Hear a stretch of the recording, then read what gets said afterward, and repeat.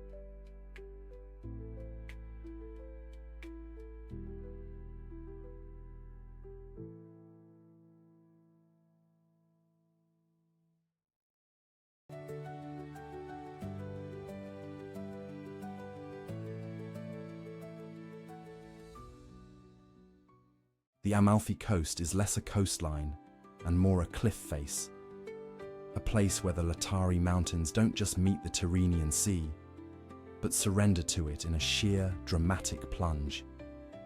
For over 1,000 years, this vertical geography dictated the very terms of life. With precious little flat land and few natural harbours, communities had to innovate or perish, and their solution is etched into the limestone for all to see: the terrazzamenti. These terraced gardens, painstakingly carved by hand and secured by ancient dry stone walls, became the only way to cultivate the prized sfusato lemons, whose roots literally anchor the precious soil to the mountainside. This same defiant logic built the towns, stacking them one house upon another in a cascade of pastel and terracotta, clinging to rock wherever a foothold could be found.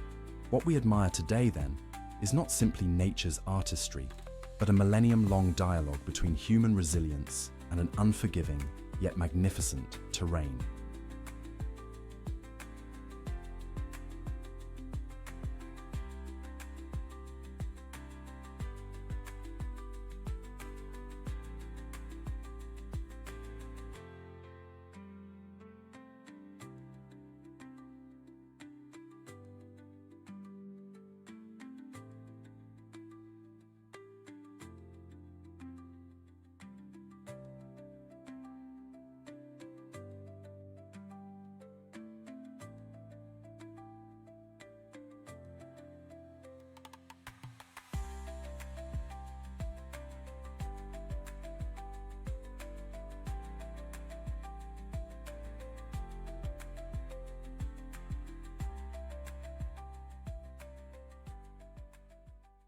The Guarani people named this place with a simple, powerful truth: Iguazu, the big water.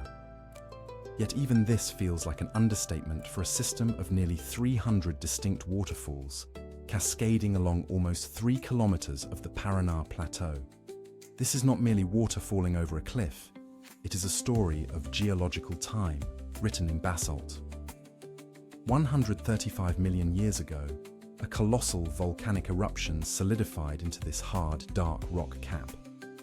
Beneath it lies a softer sandstone, and for millennia, the relentless river has exploited this weakness, scouring away the foundation and causing the falls to retreat, millimeter by millimeter, upstream. The result is this fractured, staggered amphitheater of liquid fury, most dramatically at the Garganta del Diablo, or Devil's Throat, where half the river's volume plunges over 80 meters into a chasm of permanent mist. The roar is not just a sound, it is the physical vibration of a landscape in a state of constant, powerful, and incremental creation.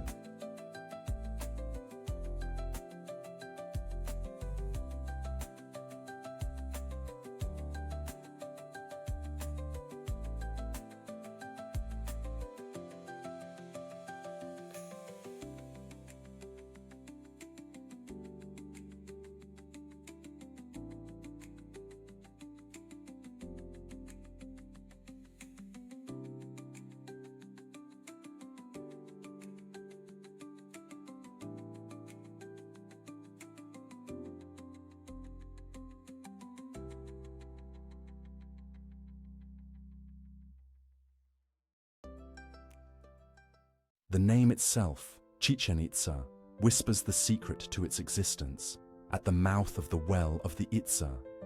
Here on the arid limestone plain of the Yucatan, life has always depended on the cenotes, these natural sinkholes that offer a glimpse into a vast subterranean river system. For centuries, the Cenote Sagrado was believed to be the city's spiritual heart, a place of pilgrimage and sacrifice. Yet, recent geophysical surveys have revealed a more profound truth. Directly beneath the temple of Kukulkan, the pyramid we call El Castillo, lies another, hidden cenote. This discovery reframes the entire city plan, suggesting the pyramid was not merely placed upon the land, but was deliberately constructed as a cosmic axis, a man-made mountain rising from the sacred waters that the Maya believed were a portal to the underworld. The entire metropolis, it seems, was built not just to honor the gods in the heavens, but to anchor itself to the powerful, unseen world below.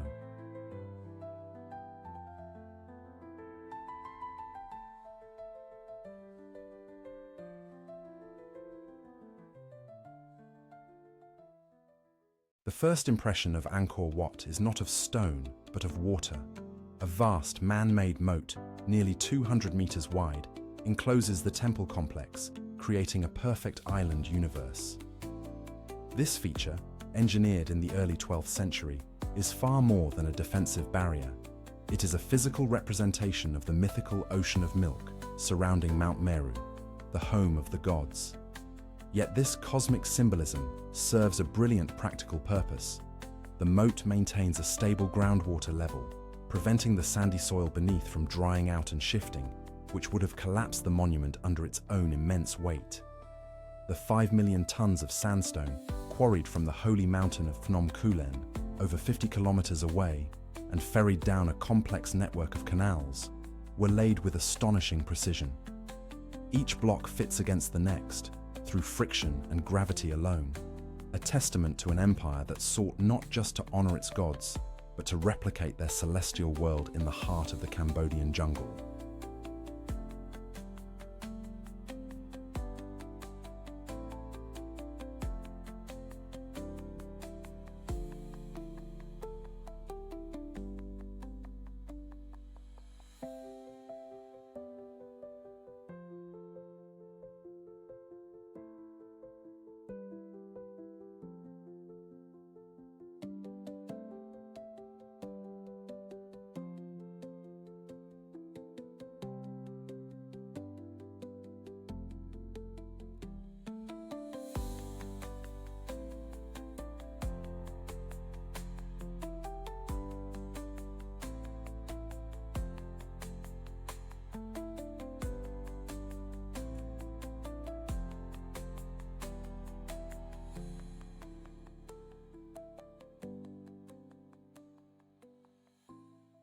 To truly comprehend the Serengeti, one must look beyond the endless horizon of acacia and grass and consider the very ground on which this drama unfolds. The lifeblood of these plains flows not from the sky, but from the earth itself, an inheritance from the colossal volcanoes of the nearby Ngorongoro Highlands, active some 3 million years ago. Their eruptions blanketed the region in layers of fine, mineral-rich ash, which over millennia formed a shallow, calcareous hardpan beneath the soil. This geological barrier prevents the deep roots of trees from taking hold, creating the vast, treeless shortgrass plains and enriching the vegetation with vital nutrients like calcium and phosphorus. It is this ancient gift that dictates the entire rhythm of life here, drawing over 2 million wildebeest and zebra in their annual pilgrimage to these specific plains for the calving season. The Great Migration, therefore, is not merely a spectacle of survival, but a profound response to a geological history written in stone and ash, a timeless cycle connecting the planet's inner fire to the pulse of life on its surface.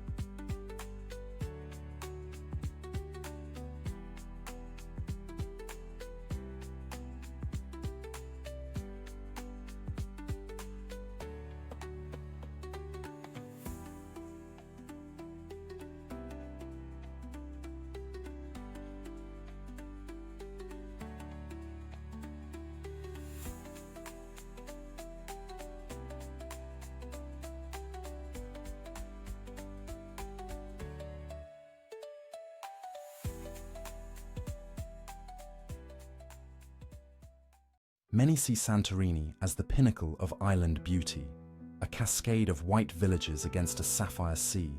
But this serene facade is a direct consequence of unimaginable violence.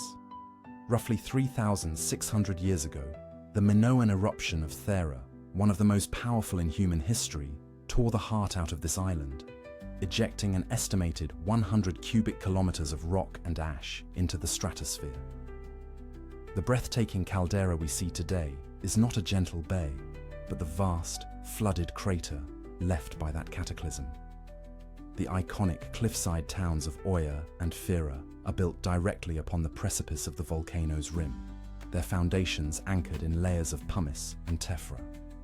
This same volatile geology blesses the island with uniquely fertile soil, nurturing ancient grape varieties that produce wines of remarkable mineral intensity. It is a profound paradox, a landscape of tranquil, sought-after beauty, forged in an instant of geological fury, where every sunset is a silent testament to the raw power that sleeps just beneath the waves.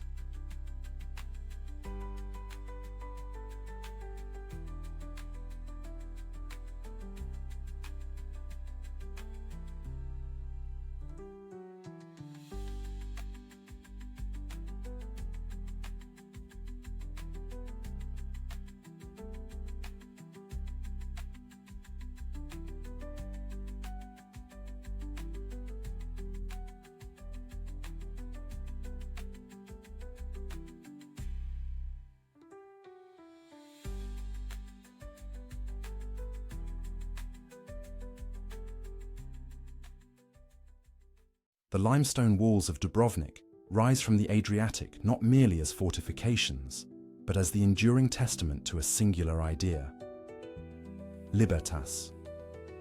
For over 450 years, the Republic of Ragusa navigated the treacherous currents of Mediterranean power, a sovereign city-state that prized diplomacy as much as defense.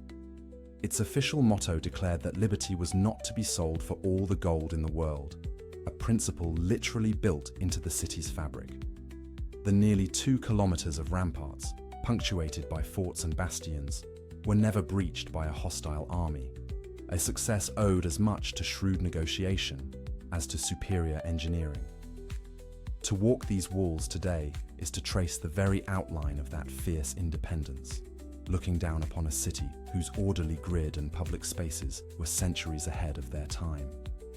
It's a profound reminder that the true strength of this city was never just in its stone, but in the unyielding spirit of the people it was built to protect.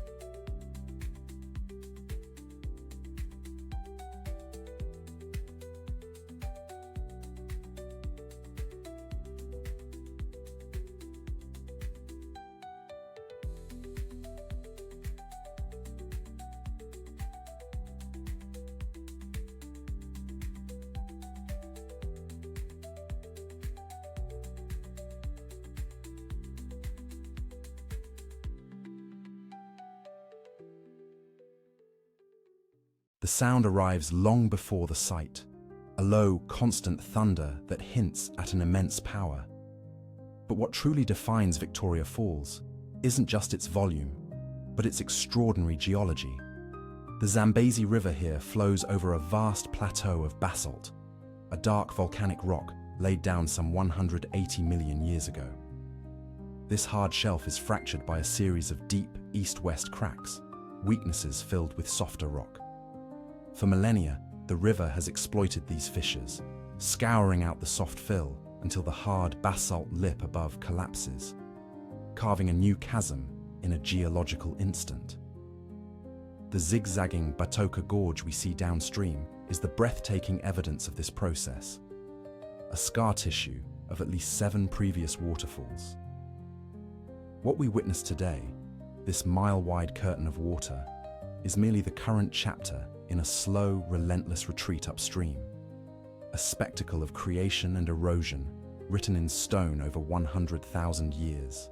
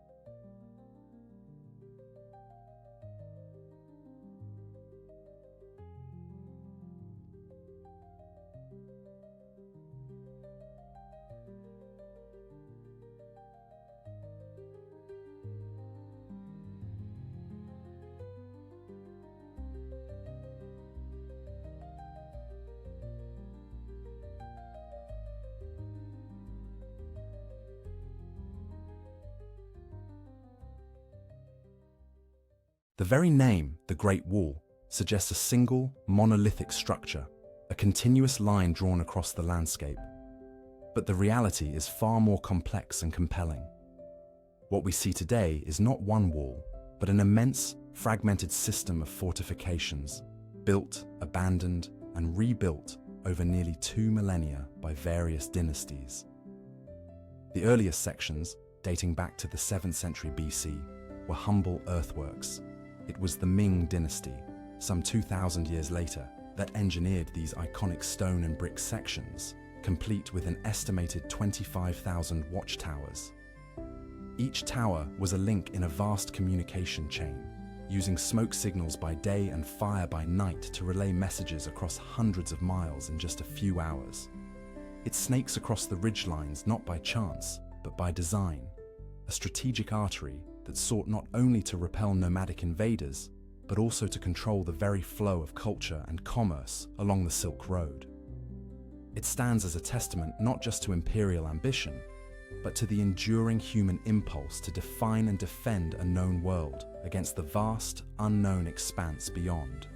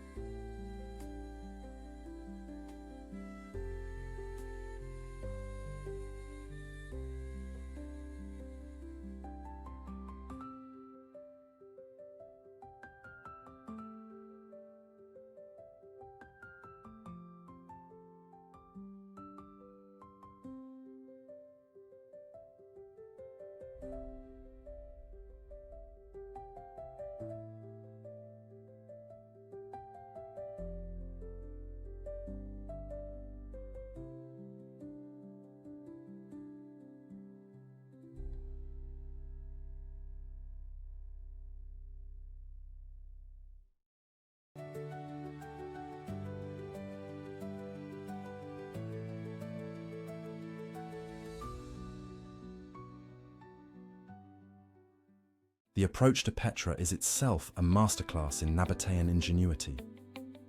This narrow, winding gorge, the Sick, is more than a dramatic prelude. It was the city's primary artery.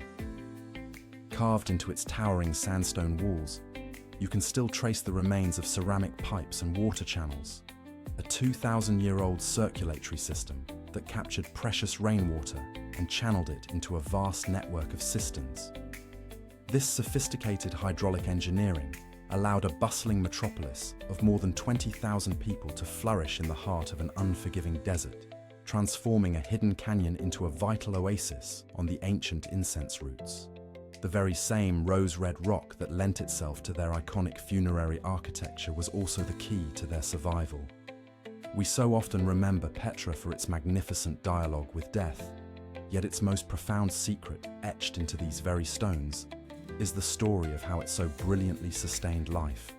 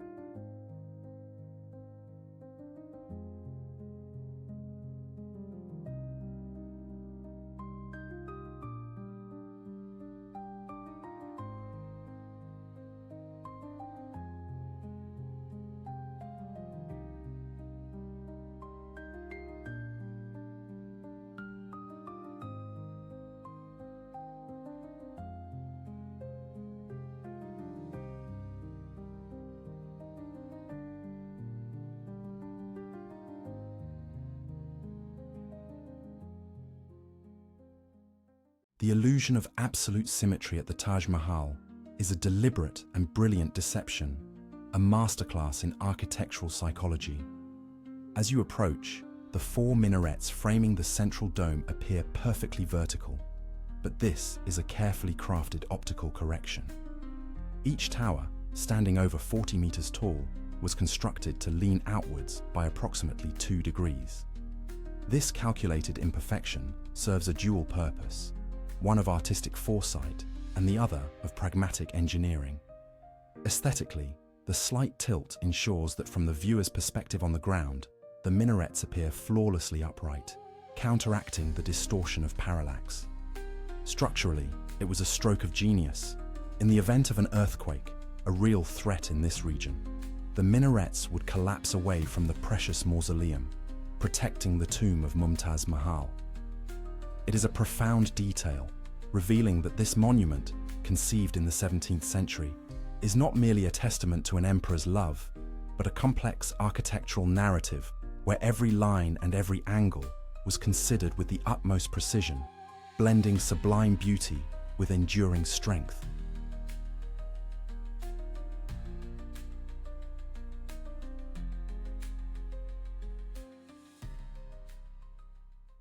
To sail through Ha Long Bay is to navigate a landscape sculpted by deep time, a realm where the water is a placid emerald mirror to the sky. These towering limestone pillars, nearly 2,000 of them in total, are not individual mountains, but the surviving, defiant remnants of a single immense plateau. This geological titan was painstakingly dismantled over 20 million years by the relentless, patient chemistry of nature. A cycle of mildly acidic tropical rains dissolved the stone's heart, while the rhythmic advance and retreat of shifting sea levels submerged and re-exposed the land, accelerating the process.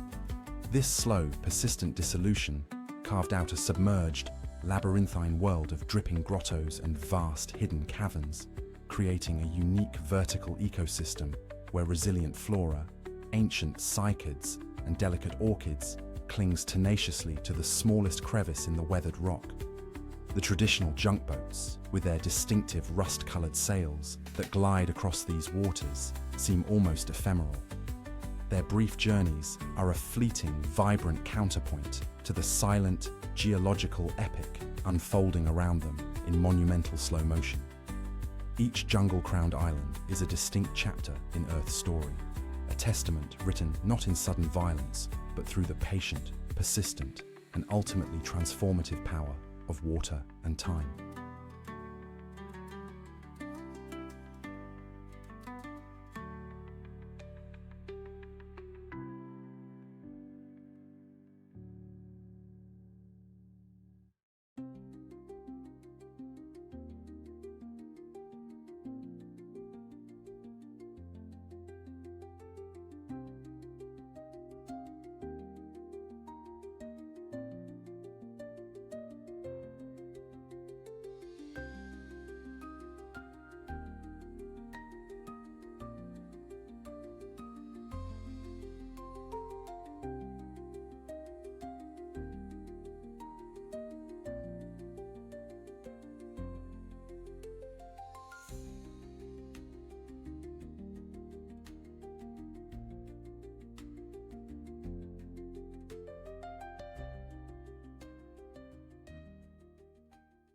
To witness Mont Saint-Michel emerge from the horizon is to see a place seemingly unbound by the laws of the physical world, an ethereal spire piercing the sky. Yet its very existence is dictated by one of nature's most powerful forces, the tide. Here, in this vast bay, Europe experiences some of its most dramatic tidal ranges, with the sea receding over 15 kilometers and surging back with a difference of up to 14 meters. For centuries, this twice-daily transformation created a liquid fortress, an impenetrable defense that protected the abbey from every would-be conqueror since its founding in the 8th century. The very water that once stranded hopeful pilgrims later guarded monks and prisoners, a relentless elemental architect shaping both the landscape and the destiny of this sacred mount. It stands not merely as a monument of faith, but as a 1,000-year testament to the profound and enduring dialogue between human ambition and the raw power of the ocean.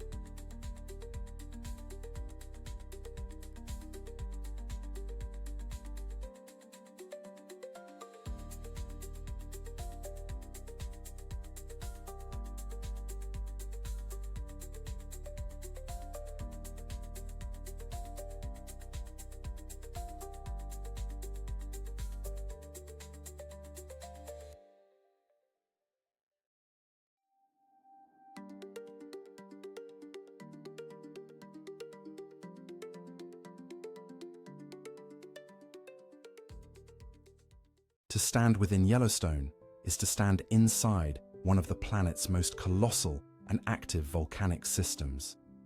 The serene valleys and forested plateaus deceptively conceal the Yellowstone caldera, a supervolcano born from an eruption so vast it shaped the continent. Geologists trace a cycle of cataclysmic events here, with major eruptions occurring roughly every 600,000 to 800,000 years.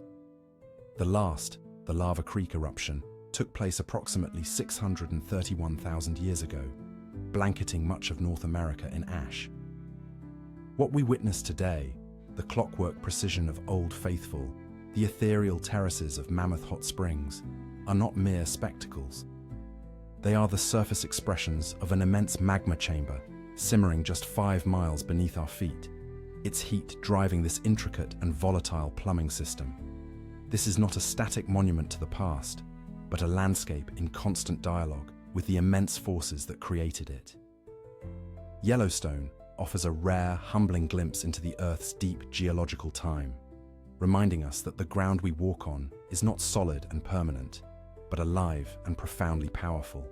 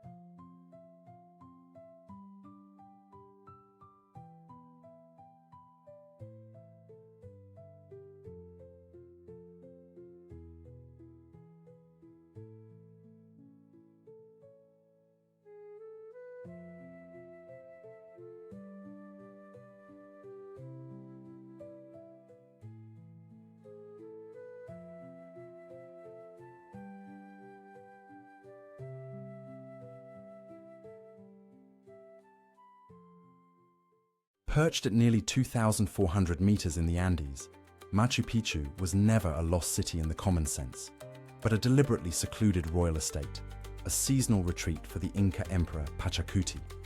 Its remarkable preservation is a masterclass in seismic engineering, a necessity given its location astride 2 major fault lines.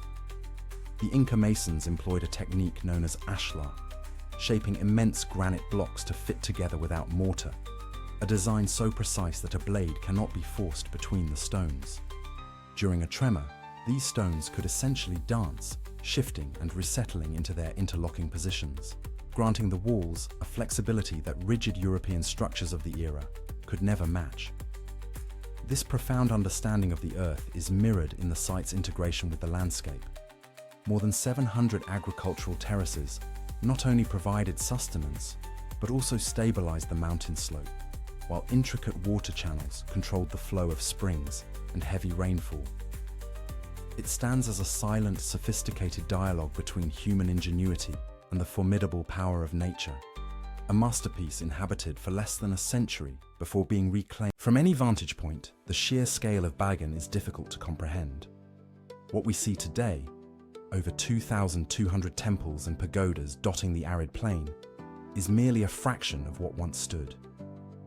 During a remarkable 250-year period of fervent devotion, the rulers of the pagan empire commissioned more than 10,000 religious structures. The key to this landscape's unique character lies in the materials. Only sacred buildings were constructed from brick and stucco, materials deemed permanent enough for the divine. The secular world of wooden palaces, monasteries and homes has long since vanished, erased by time and the elements. What remains is not the ghost of a city, but its soul, a silent, sprawling testament to an empire's unparalleled spiritual ambition, where every surviving spire is a lasting monument to faith.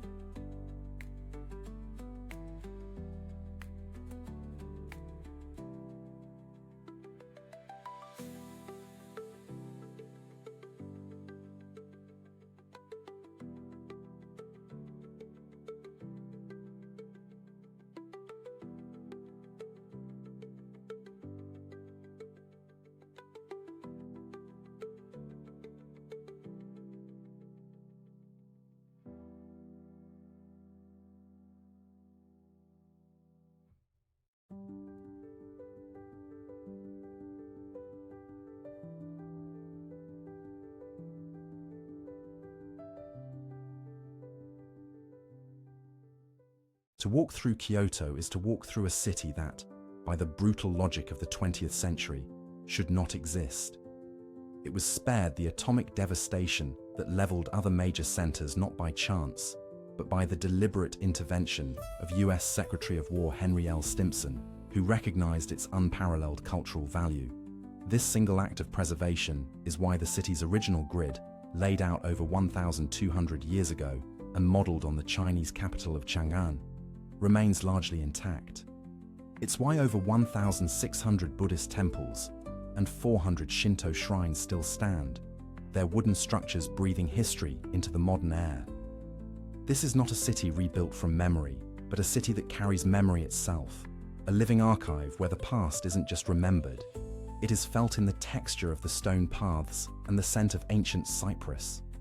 Kyoto endures as Japan's cultural anchor, a testament to the idea that some treasures are too profound to be erased from the world's map.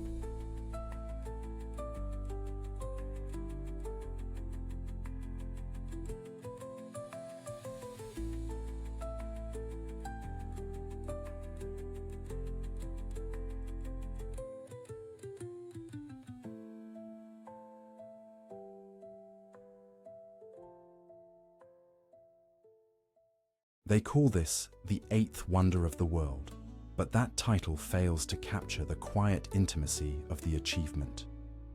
Carved into the Philippine Cordilleras nearly 2,000 years ago by the Ifugao people, these terraces are a masterpiece of hydraulic engineering, not just simple earthen steps. Each level is supported by meticulously placed stone and mud walls, forming a vast, gravity-fed irrigation system that channels water from the protected mountaintop rainforests down through every plot. This isn't a structure built upon the land. The land itself has been fundamentally reshaped, sculpted by generations who passed their complex ecological knowledge not through writing, but through ritual and practice. The result is a living cultural landscape that is both profoundly man-made and perfectly in harmony with its environment. A silent, sprawling monument not to a king or a god, but to the enduring human need for sustenance and the genius required to create it from the very bones of a mountain.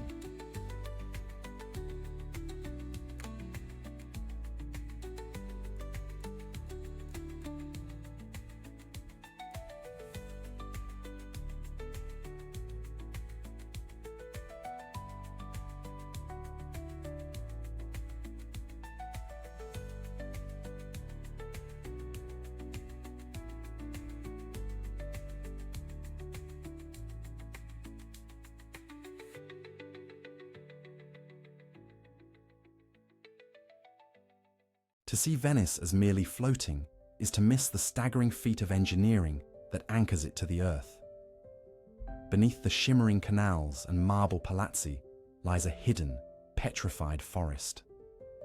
For centuries, Venetian builders drove millions of timber piles, sturdy alder and oak felled from the mainland, deep into the unstable mud and sand of the lagoon. For the foundations of the Santa Maria della Salute church alone, they hammered over 1 million wooden stakes, some as long as 7.5 meters, into the silt. Deprived of oxygen in the saline mud, this timber did not rot. Instead, it hardened, calcifying into a stone-like base of incredible strength. Every step one takes through these timeless calli, every bridge one crosses, is supported by this unseen testament to human ingenuity.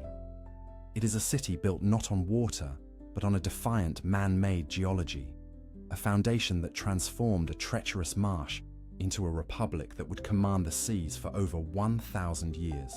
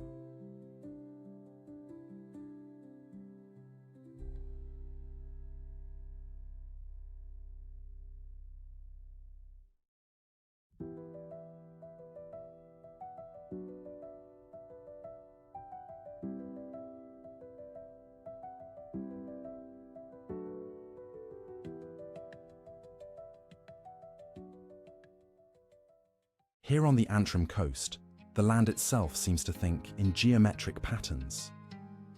This extraordinary landscape is the result of intense volcanic activity some 50 to 60 million years ago, when molten basalt flooded a vast river valley. As this immense lake of lava cooled and contracted, fractures formed on the surface, propagating downwards in a process known as columnar jointing. The physics of this slow cooling favored the most efficient shape to relieve thermal stress, the hexagon. The result is an estimated 40,000 interlocking pillars, a perfectly tessellated pavement marching from the base of the cliffs into the unforgiving North Atlantic.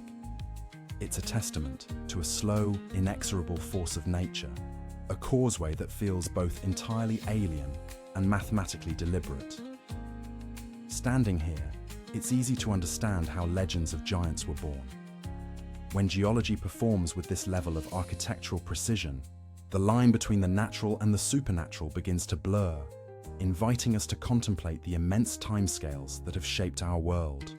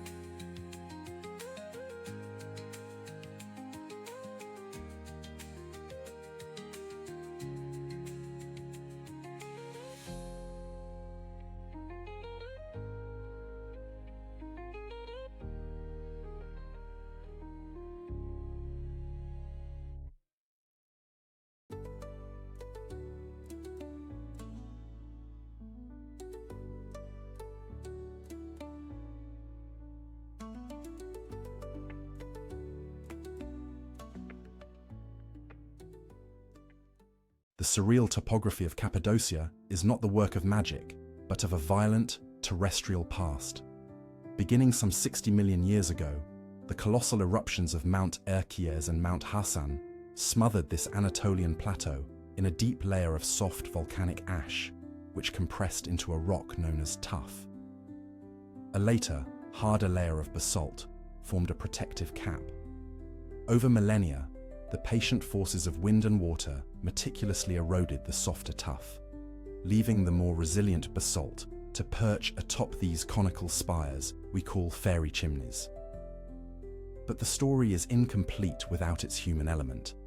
This same pliable stone that yielded to the elements also yielded to the chisel. For early Christians seeking refuge, the tuff was a blessing, a medium from which they could carve not just homes, but entire subterranean cities, some descending more than 8 stories underground. What we witness here is a rare and profound symbiosis. A landscape born of volcanic fire, sculpted by the elements, and ultimately transformed into a sanctuary, a testament to human faith and resilience etched directly into the earth itself.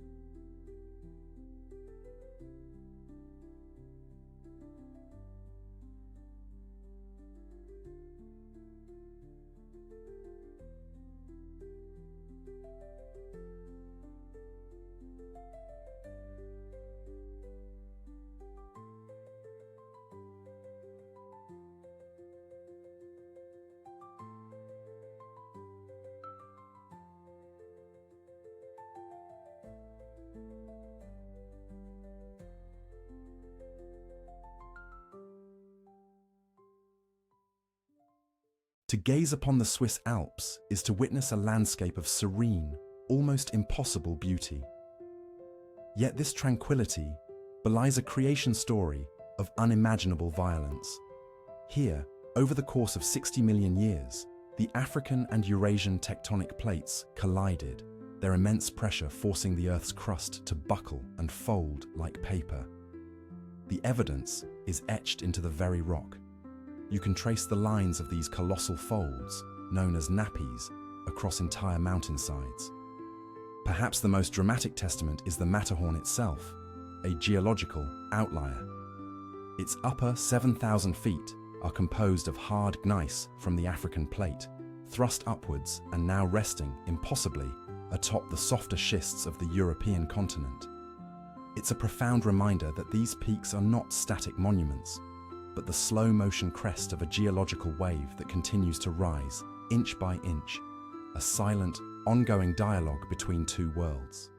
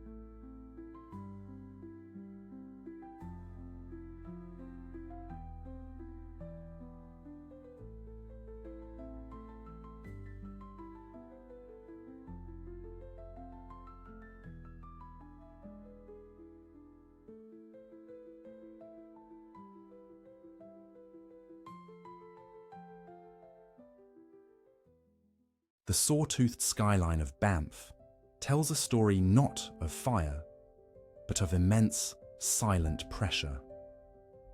Beginning roughly 75 million years ago, a tectonic collision buckled the continental plate. forcing slabs of ancient Paleozoic limestone up and over younger rock in a vast geological upheaval.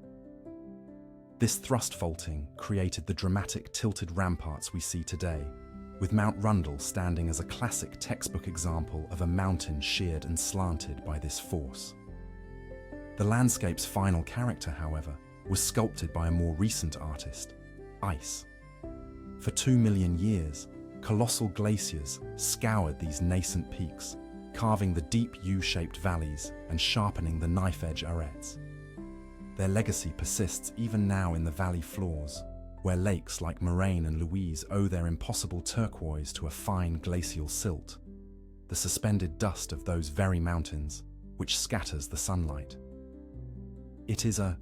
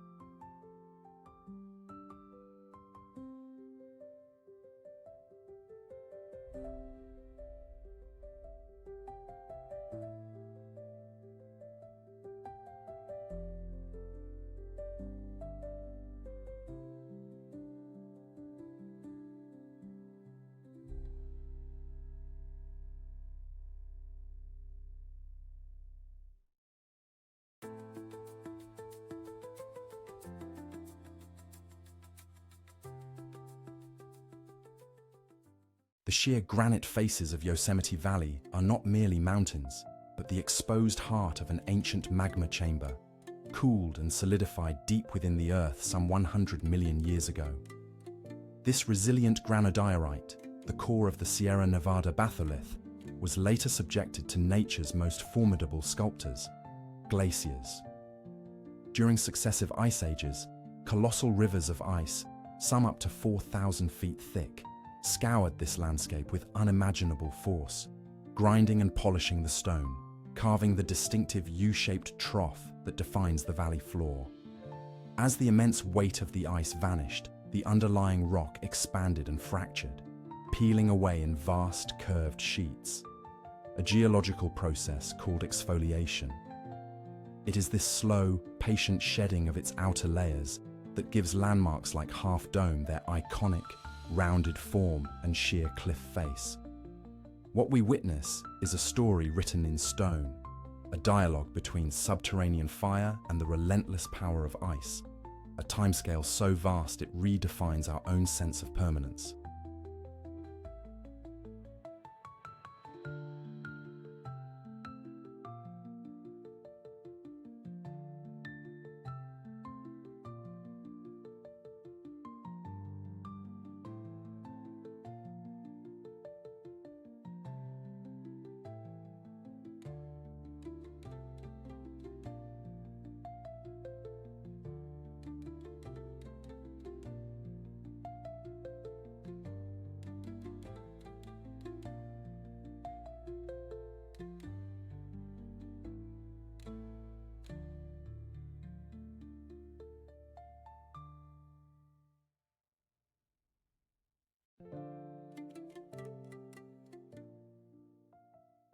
From the city below, the Alhambra presents an austere, almost forbidding face, a sun-baked fortress of red earth crowning the Sabika Hill.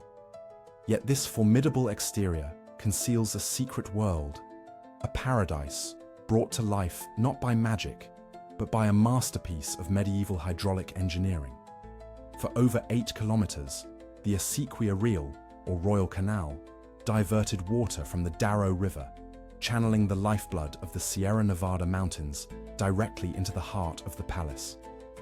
This singular achievement transformed arid rock into a symphony of sensory experience. Here, water is not merely an ornament, it is the central organizing principle. It flows through marble channels, cools the summer air in the court of the myrtles, and once animated the magnificent fountain in the court of the lions, guarded by its 12 silent stone sentinels. The Nasrid sultans, in their final century of rule, were not just building a palace. They were meticulously crafting a terrestrial echo of the Quranic paradise, a fortress designed not to repel the world, but to contain a perfect, timeless vision of it.